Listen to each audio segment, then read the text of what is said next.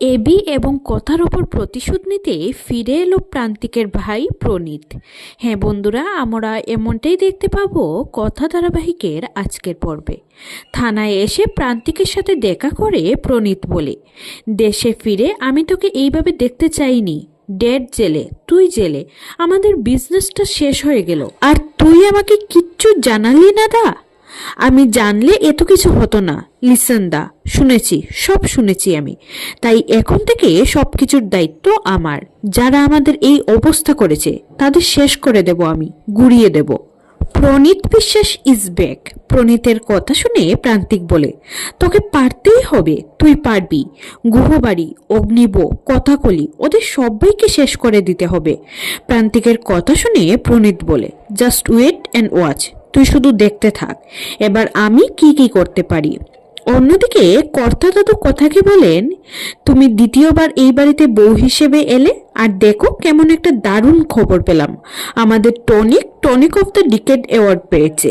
কর্তা দাদুর মুখে এই কথা শুনে সবাই খুব খুশি হয়ে যায়। এদিকে অগ্নি নিচে এলে সঞ্চিতা বলে, দেখ তোদের বিয়েতে যখন সবকিছু মেনে হচ্ছে, তখন আমার ইচ্ছে তোর আর কথার ভাত কাপড়ের অনুষ্ঠানটা হোক।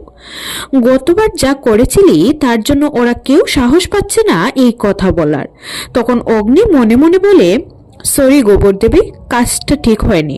আমি প্রমিস করছি যে সেদিন তোর যে কষ্ট হয়েছিল সেটা আমি এবার ভালো লাগায় বদলে দেব।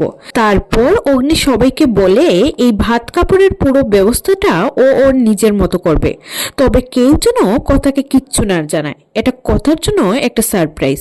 তারপর এবি ঘরে গিয়ে কথার মা এবং মামার ছবিতে মালা পরিয়ে দিলে কথা আবারও এবির দিকে মুগ্ধ হয়ে তাকিয়ে থাকে। যা দেখে এবি বলে, আবার লস্ট হয়ে তাকিয়ে আছিস?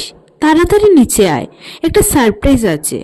তখন কথা এবিকে বলে, এই বিয়েটা অগ্নি যখন নিজের ইচ্ছেতেই করেছে, তখন ও যেন কথাকে আর গোবর দেবী বলে না ডাকে। তখন এবি বলে, ঠিক আছে, যখন নিজের ভেবে ডাকবো তখন গোবর দেবী বলবো, আর যখন ফর্মালি ডাকবো তখন কথাকলি গুহ বলে ডাকবো। যা শুনে কথা বলে, নিজের ভেবে মানে? তখন এবি মনে মনে বলে, আমি জানি তুই কি শুনতে চাস কথা, বলবো তোকে, সব বলবো, শুধু আজ রাত অব্দি ওয়েট করে যা। তোর মুখে এই হাসিটা সব সময় থাকবে কথা, দ্যাটস মাই প্রমিস। তুই পাচক মশাইয়ের পাচকগিরি দেখেছিস, ভালোবাসা দেখিসনি।